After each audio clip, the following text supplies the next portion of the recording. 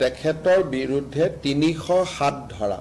যিটো পুৰণা IPC এটো এটা attempt to murder case register হৈছিল attempt to murder case register হলে তেওঁলোকৰ তেনেকুৱা আসামিক মাৰ্ডাৰ কেছ বা এটেম্প টু মাৰ্ডাৰ কেছৰ আসামিক হ্যান্ডকাফ লগোৱাটো পুলিচৰ দায়িত্ব পুলিচে লগাব লাগে কিন্তু শংকৰজ্যোতি বৰুৱাৰ যেটো প্ৰতিষ্ঠা বা তেখেত এগৰাকী ছাত্ৰ নেতা আছিল আৰু স্বাভাৱিকভাৱে তেওঁ কতো পলাই আদি যোৱাৰ সম্ভাৱনা নাথাকে সেইকাৰণে মই নিজে SP ডিব্ৰুগড়ক ফোন কৰি কৈছো যে তেখেতক আপোনালোকে যাতে হ্যান্ডকাফ নলগায় কিন্তু এটেম্প টু মাৰ্ডাৰ কেছৰ আসামি হলে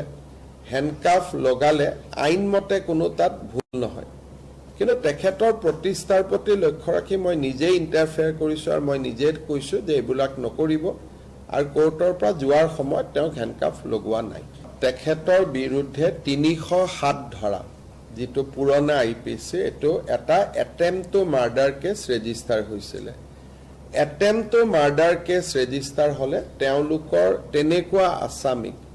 মাৰ্ডাৰ কেছ বা এটেম্প টু মাৰ্ডাৰ কেছৰ আসামিক হ্যান্ডকাফ লগোৱাটো পুলিচৰ দায়িত্ব পুলিচে লগাব লাগে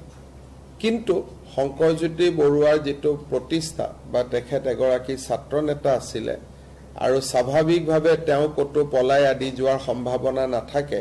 সেইকাৰণে মই নিজে SP ডিব্ৰুগড়ক ফোন কৰি কৈছো যে তেখেতক আপোনালোকে যাতে হ্যান্ডকাফ নলগায়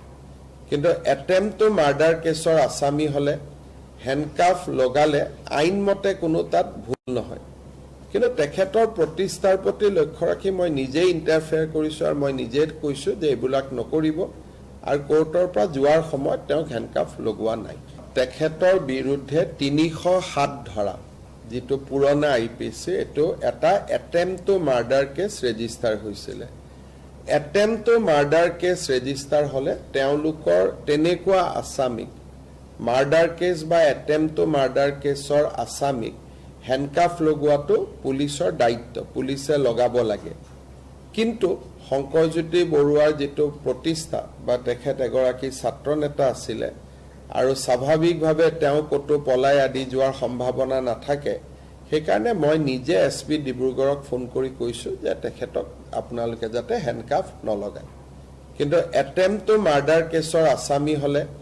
হ্যান্ডকাফ লগালে আইনমতে কোনো তাত ভুল নহয় কিন্তু তেখেতৰ প্ৰতিষ্ঠাৰ প্ৰতি লক্ষ্য ৰাখি মই নিজে ইন্টাৰফেয়াৰ কৰিছো আৰু মই নিজে কৈছো যে এবিলাক নকৰিব আৰু কোৰ্টৰ পৰা যোৱাৰ সময়ত তেওঁ হ্যান্ডকাফ লগোৱা নাই তেখেতৰ বিৰুদ্ধে ৩০৭ ধাৰা যিটো পুৰণা IPC এটো এটা attempt to murder case register হৈছিল attempt to murder case register হলে তেওঁলোকৰ তেনেকুৱা আসামিক মাৰ্ডাৰ কেছ বা এটেম্প টু মাৰ্ডাৰ কেছৰ আসামিক হ্যান্ডকাফ লগোৱাটো পুলিচৰ দায়িত্ব পুলিচে লগাব লাগে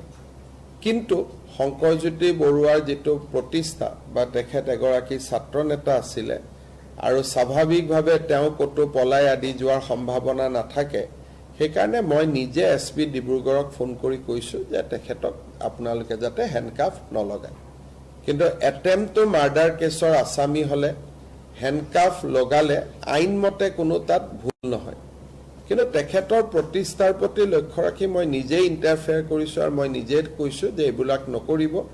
আৰু কোৰ্টৰ পৰা যোৱাৰ সময়ত তেওঁ হ্যান্ডকাফ লগোৱা নাই